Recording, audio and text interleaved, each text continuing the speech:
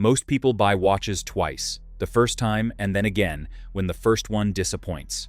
But a small group of watches never give you that second reason. They just work, quietly, consistently. In this video, we have 7 of those watches, each with different reasons that not only make them special but make them last. You know some of these watches, and for others, they might be new to you. But no matter whether you know them or not, these watches will up your watch game. Let's begin. 7. Seiko SKX 007 and SPB 143. The SKX 007 launched in 1996, and it was out of production by 2019. In 2026, it is still one of the most discussed watches on every serious watch forum. Not for nostalgia, because people are still wearing the ones they bought in the late 90s, and the watches are still running. That is the story. Not a single spectacular engineering claim. 30 years of Watch You Seek threads, Reddit posts, and Quora answers from people who dropped these watches, dived with them, worn them through jobs and weather and decades of daily use, and cannot give you a convincing reason to stop. The NH36 movement inside runs at 21,600 vibrations per hour, hacks, hand winds, and keeps time to within 5 to 10 seconds per day in normal use. Not exotic, not in-house. Just Seiko's own caliber, the most widely serviced automatic movement outside of Swiss ETA. Any competent watchmaker anywhere can work on it. The ISO 6425 certification separates serious dive watches from decorative ones. To receive it, a watch must pass independent testing for 200-meter water resistance under dynamic conditions. Not static, not theoretical. The SKX passes. The SPB 143 that replaced it passes with the same certification and a slightly improved movement. Seiko has committed to stocking replacement parts for the NH36 indefinitely. That commitment matters more than almost any other specification on this list. A watch that cannot be serviced because its parts are gone is not a forever watch. It is a watch with an expiration date. The SKX does not have one. When your NH36 eventually needs attention, the parts exist, the watchmakers know the movement, and the job costs less than $100 at an independent shop in most markets. Over 50 years of ownership, the total cost of maintaining an SKX is less than 2 decent restaurant meals. The service interval is 5 to 7 years. The watch will ask for attention a handful of times in a lifetime and never once be unavailable to fix. Nothing glamorous about any of that. It is just a watch that works, can always be repaired, and keeps working. The SPB 143 that replaced the SKX deserves mention here. It updates the movement to Seiko's 6R35 caliber, same NH36 DNA, but 70-hour power reserve instead of 41, and better finishing. It carries the same ISO 6425 dive certification. The same parts commitment from Seiko applies. The people who owned an SKX from the late 90s and the people buying a SPB 143 today are making the same bet, that Seiko will keep manufacturing the parts, keep the service cost accessible, and keep the watch fixable by any competent watchmaker rather than routing every service through a brand-specific facility. That bet has paid off for 30 years. On the current evidence, it is a reasonable bet for the next 30. From the watch that wins on longevity record to the watch that wins on physics, a Soviet dive watch whose case gets more waterproof the deeper you go. 6 SIN 103 TR. Every mechanical watch contains air. That air carries moisture. That moisture oxidizes metal components and degrades the lubricants. That degradation is why mechanical watches need servicing every 4 to 5 years, not primarily because parts wear out, but because the environment inside the case slowly turns hostile to the lubricants, keeping those parts running cleanly. Shin looked at that problem and decided to remove the environment. The SIN 103 TR is integrated with R-dehumidifying technology, where the case is filled with high-purity argon gas before being sealed. There is no oxygen inside, no moisture, no reactive atmosphere that can cause the lubricants to age prematurely or the movement components to oxidize. The process that forces every other mechanical watch into the shop ahead of schedule is physically inhibited in the 103 because the primary reactant, oxygen, is purged. The Shin forum threads describe service intervals on the 103R models routinely stretching well beyond 10 years. This isn't because owners are neglecting their investments, it's because the drying capsule remains light blue, indicating a dry internal environment, and the watch continues to beat within chronometer specs. One thread documents a 103 TR opened after 13 years of daily wear. The lubricants were described by the watchmaker as still serviceable, a direct consequence of the inert atmosphere protecting the movement's chemistry. The case is crafted from high-strength titanium, often featuring a tegimented bezel, a surface treatment that creates a hardness significantly greater than standard 316L stainless steel. This creates a scratch-proof barrier for the most exposed part of the watch. You can wear the 103 for a decade, and the bezel will look substantially better than any untreated steel watch at the same point. The movement is the ETA 7750, a legendary Valjoux chronograph movement. It isn't a delicate boutique caliber. It is one of the most robust and widely serviceable movements ever produced. Parts are available globally, and every master watchmaker is trained on its architecture. The R technology takes this proven workhorse and extends its reliability far beyond its natural ceiling. Schinn was founded in Frankfurt by Helmut Schinn, a World War II pilot and instructor for blind flight. His philosophy was simple: build instruments that work perfectly under worst-case conditions. There is nothing decorative about a copper sulfate drying capsule or a nitrogen seal. They are forensic engineering decisions made for professionals who need their instruments to last. At around $3,000 new, the 103 TIR is the most efficiently priced entry on this list relative to the longevity argument. It is a watch designed to be audited, not just worn. From the watch with no atmosphere to the watch built around the most specific approach to service intervals in Swiss manufacturing. From the watch with no atmosphere to the watch built around the most specific approach to service intervals in Swiss manufacturing.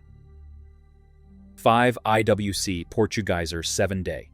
Most watch brands design movements for performance and let the service interval be whatever the engineering produces. IWC did something different with the Portugiser's 52010 caliber. They designed the Peloton winding mechanism specifically to reduce wear at the points that typically force mechanical watches into the shop ahead of schedule. The standard Peloton winding system in IWC's Portugiser line uses ceramic components, specifically a ceramic pawl and ceramic winding wheel, at the point where the rotor's rotational energy transfers to the mainspring. Ceramic is harder than steel and smoother under friction.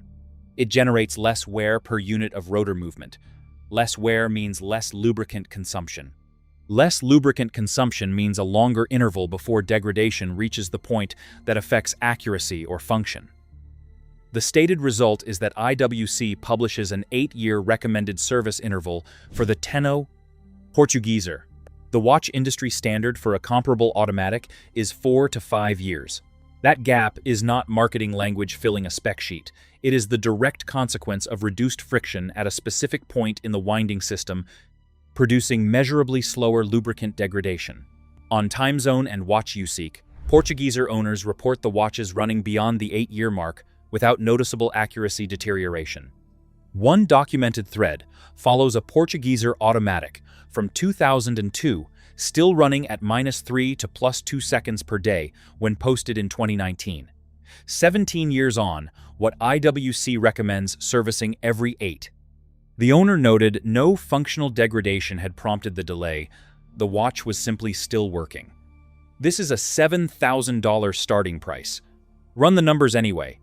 At 5-year service intervals over a 40-year ownership period is 8 services. At 8-year intervals, 5 services.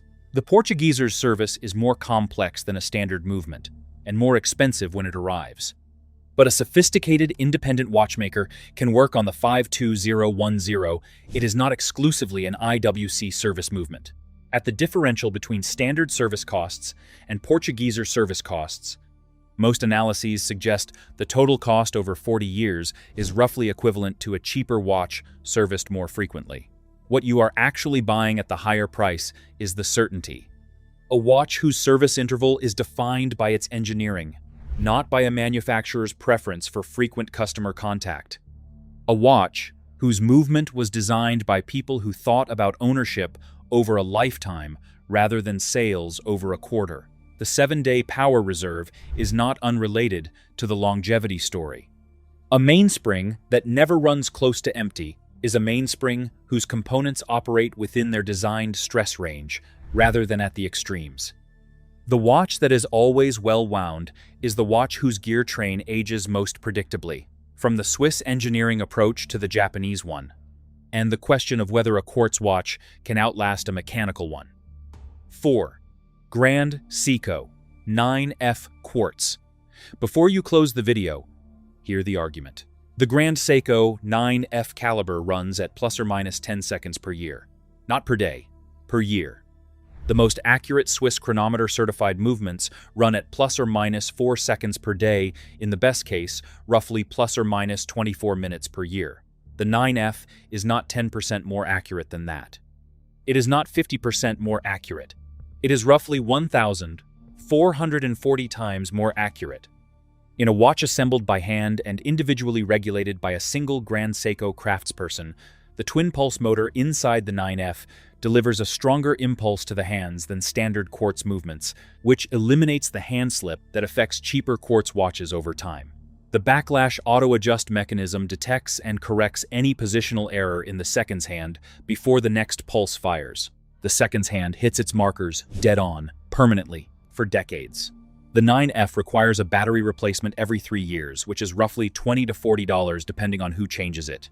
Here is the longevity argument. That the mechanical watch community quietly avoids the 9F's gear train does not move in the way a mechanical movement's gear train moves. In a mechanical movement, the gear train is in constant motion, driven continuously by the mainspring through the escapement. Every part is under continuous rotational stress. In the 9F, the motor pulses once per second to advance the hands. Between pulses, the gear train is stationary. The cumulative stress on the components is a fraction of what a mechanical movement experiences over the same period. That difference compounds over decades. A 9F opened after 30 years of service looks different inside from a comparable mechanical opened after the same period, and the difference favors the 9F. There is also no escapement friction. No mainspring fatigue, no rotor wear. The gear train requires lubrication but at a far longer interval than any mechanical movement because it is not under continuous load. Grand Seiko publishes a 10-year service interval for the 9F complete overhaul. The forum reaction on Watch You Seek falls into 2 camps. Collectors who own one describe it with a slightly embarrassed respect, a technology that keeps outperforming their attachment to mechanical movements.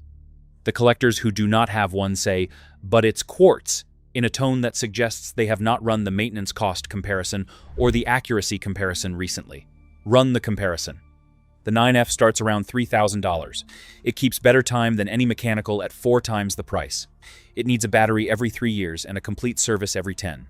In 50 years of ownership, it will have asked for your attention approximately 17 times, each time for less than $100. The mechanical watches in the same collection will have asked for more, cost more per service, and drifted further in accuracy between visits. The watch community's preference for mechanical movements is legitimate and well-founded. But on the specific question of what lasts longest with the least effort, the 9F's answer is not sentimental, it is just accurate. From the Japanese quartz argument to the Swiss mechanical one, the watch that extended its service interval by solving the friction problem George Daniels spent decades thinking about. 3 Omega Aqua Terra Master Chronometer. George Daniels was a British watchmaker who spent years studying the fundamental physics of the Swiss lever escapement, the mechanism at the heart of almost every mechanical watch made since the 18th century. His conclusion was that the escapement's efficiency problem was structural. The pallet fork slides against the escape wheel under spring pressure. That sliding creates friction. That friction requires lubrication. That lubrication degrades. And that degradation is the primary reason mechanical watches need servicing at all. Daniels did not start with Omega. He started with a blank sheet of paper in his London workshop in the 70s.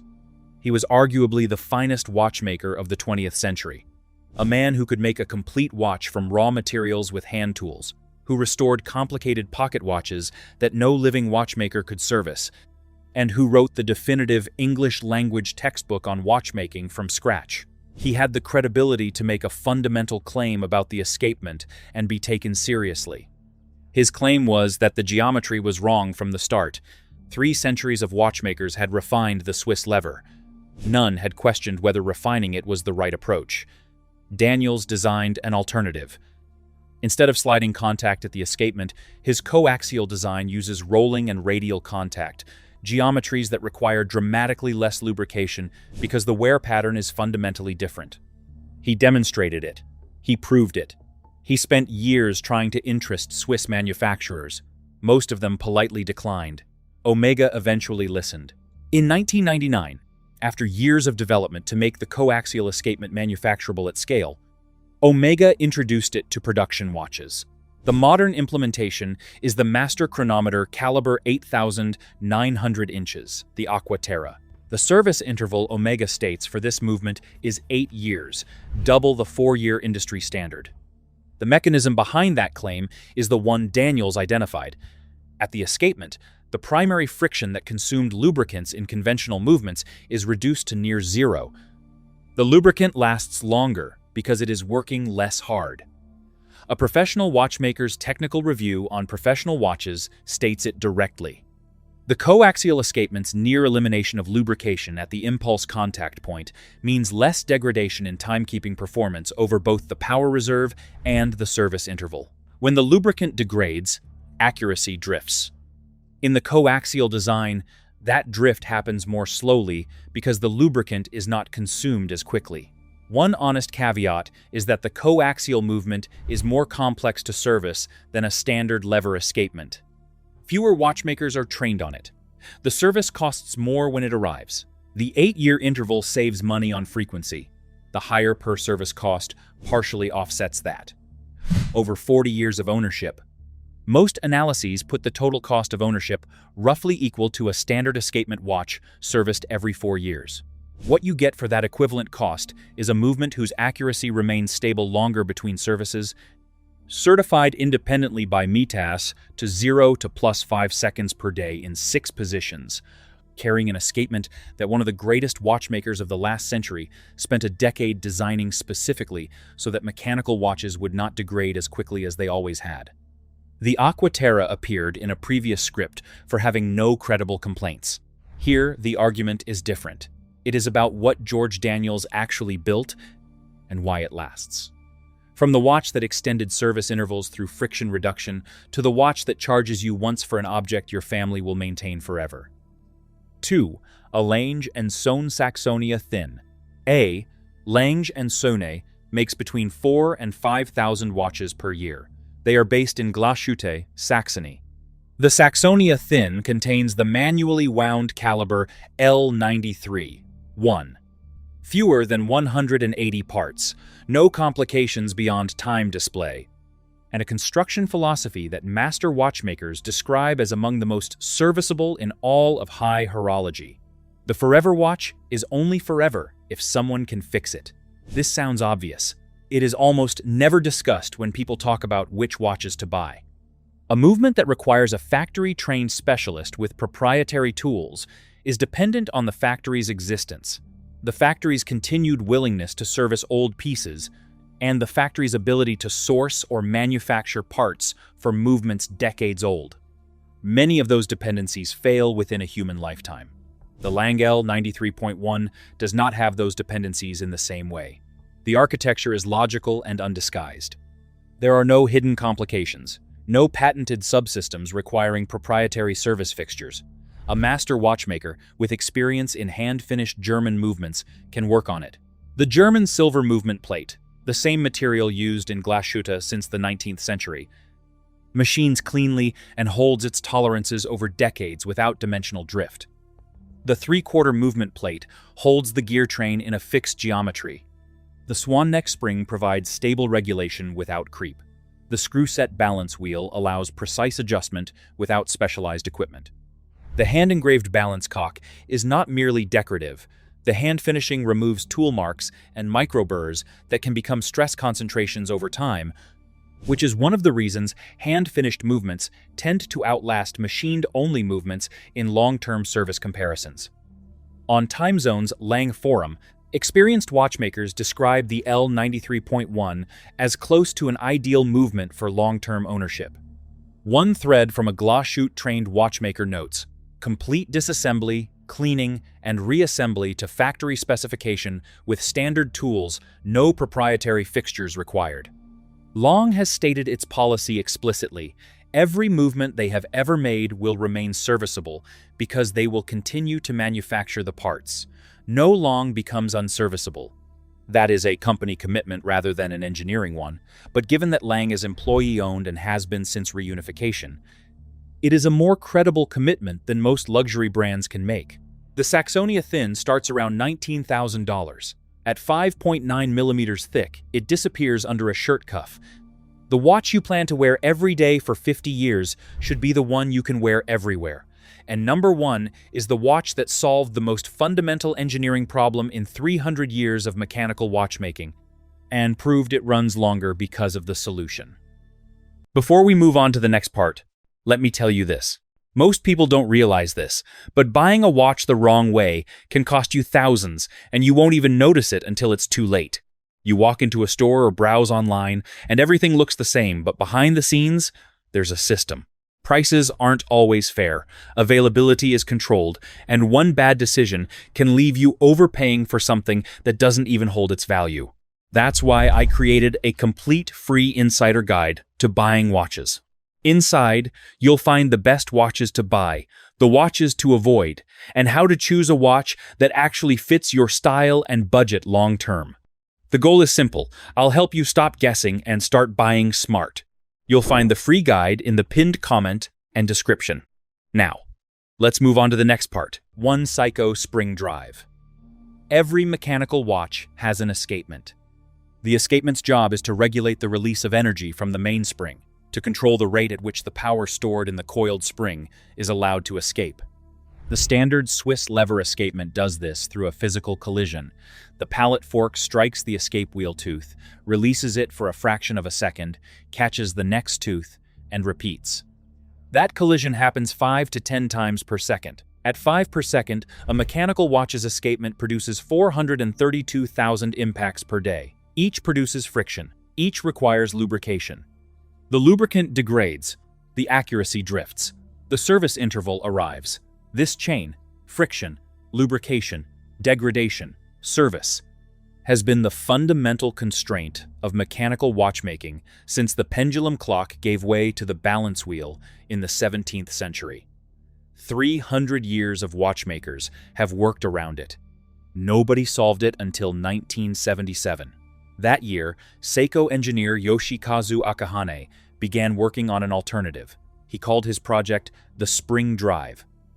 It took 28 years, and by 2005, the watch came of age, and it works like this. The gear train runs as normal, powered by the mainspring. But instead of an escapement that physically collides to regulate the energy release, the Spring Drive uses a frictionless glide wheel. As the glide wheel rotates, it generates an electromagnetic braking force. A current induced in a coil resists the wheel's motion. The wheel slows. The rate is controlled. No physical contact at the regulation point. Zero friction. Zero wear. Zero lubrication required at the mechanism that in every other mechanical watch on Earth is the primary source of degradation. The practical result is a documented service interval that consistently exceeds 10 years in normal use. The friction source that drove every other mechanical watch's 4 to 5 year service cycle has been eliminated. The lubricants in the gear train still need eventual replacement. The Spring Drive is not maintenance-free forever. But the specific mechanism that wore out fastest in conventional watches is no longer wearing out. The accuracy matches the engineering. 1 second per day in standard Seiko Spring Drive models.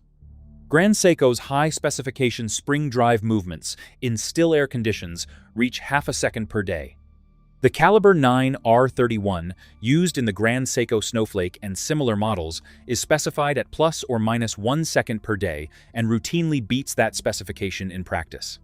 For a movement whose power comes from a coiled mainspring, not a quartz oscillator, not an atomic clock, not any electronic source, this accuracy is extraordinary. On WatchUseek's Grand Seiko forum, the ownership reports on Spring Drive watches describe a consistent pattern. Owners wearing the same watch for 10 and 11 years, checking the accuracy, finding it still within specification or close to it, and deciding to hold off on service because nothing actually seems wrong. One thread documents an SBGA 211 Snowflake worn daily for 11 years at the time of posting, still running within 2 seconds per day. The forum response was not, "You should service it." It was a series of posts from other owners reporting similar experiences. This is what solving the friction problem actually looks like in practice. Not a technical claim. An actual pattern of watches lasting longer than any other mechanical technology produces. The honest caveat: the spring drive's electromagnetic regulation requires the coil and magnet assembly to remain functional. These components have a very long service life, but they are not indestructible. The watch will eventually need a complete overhaul.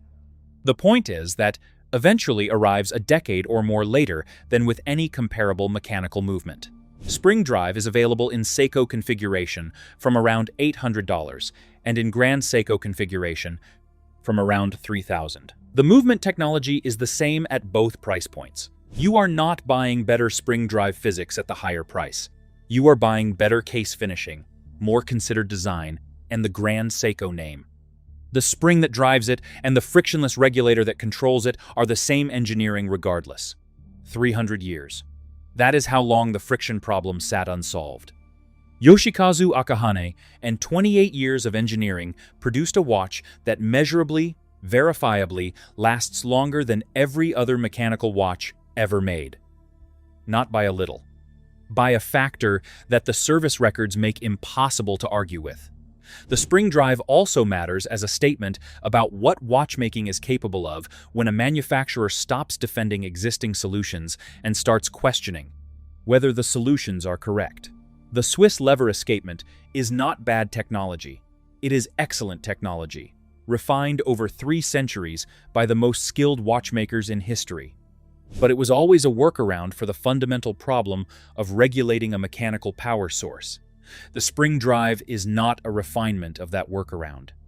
It is the direct answer to the original question. Every watch on this list is the direct answer to some version of that question. The Shin asked, "What if we removed the thing that degrades?" The IWC asked, "What if the winding mechanism wore less?" The Lang asked, "What if the movement could be fixed by anyone, forever?" The spring drive asked, "What if the escapement simply did not create friction at all?" 7 watches. 7 different reasons something lasts a lifetime. The SKX007 lasts because 3 decades of owners documented it and because Seiko decided to keep the parts available indefinitely. The Shin 103 lasts because an ex-pilot engineer removed the atmosphere from the case so the lubricants have nothing to react with. The IWC Portugueser lasts because ceramic components in the winding system wear less than steel ones, and the service bill comes half as often. The Grand Seiko 9F lasts because a battery every 3 years and a service every 10 is not a burden. It is a gift from a movement designed to prioritize longevity over complication. The Omega Aquaterra lasts because George Daniels spent a decade proving that the standard escapement's friction problem was structural, not inevitable, and Omega was the only manufacturer willing to listen. The Saxonia Thin lasts because Long built a movement that any master watchmaker can fix with standard tools, and committed to supplying the parts forever. And the spring drive lasts because Yoshikazu Akahane spent 28 years solving the problem nobody else would admit was solvable. Look at those 7 mechanisms together and something becomes clear. The watch industry has been solving the longevity problem from 7 completely different directions simultaneously, and almost none of those solutions get explained to the people buying the watches. The watch press spends most of its energy on new releases, new brands, new collaborations. The engineering that determines whether a watch still runs in 2050 gets a sentence in the spec sheet, if that. The Shin 103's nitrogen seal is the most underexplained premium in the watch market. A watch that costs $2,000 and may not need servicing for a decade is not just cheap to own, it is cheaper to own than a $1,200 Swiss automatic on the standard 5-year cycle by the time 20 years have passed. Nobody puts that in an advertisement. Nobody calculates that in a review. The number that matters for someone who plans to wear a watch for 30 years is not the purchase price. It is the purchase price plus 40 years of maintenance.